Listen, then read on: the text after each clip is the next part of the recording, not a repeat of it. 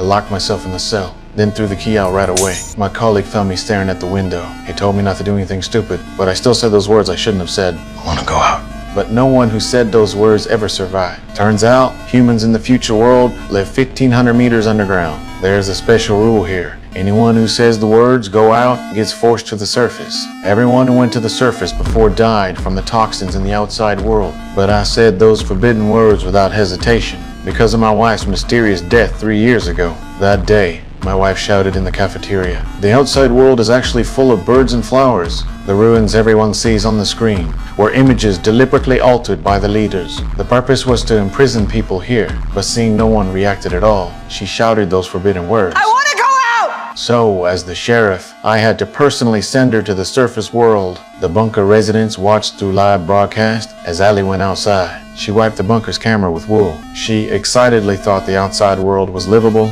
but she collapsed after just 2 steps. People's hopes were crushed once again. However, only I knew my wife told me before leaving. If the outside world was livable, she would turn back to wipe the camera. So her death must have another reason. To find out the truth, I also said I wanted to go out. So the mayor put me in a protective suit and sent me out. I walked up the long stairs to the surface world, but when the bunker door opened, I was deeply shocked by the outside world. The surface world was really like my wife said. Even birds were flying in the sky. I desperately wanted the people in the bunker to know the truth, so I ran back to the bunker camera with all my might, wiped the dust off with wool. However, on the bunker's big screen, it showed the opposite scene. What people saw was me also in that wasteland. As I walked step by step toward my wife's body, I also felt dizzy. I suspected the real toxins might be hidden inside my protective suit, so I took off my helmet. But my physical condition was already very poor. Soon I collapsed next to my wife. The hope of surviving outside was crushed once again, and only one woman realized my taking off the helmet before dying must have had a reason.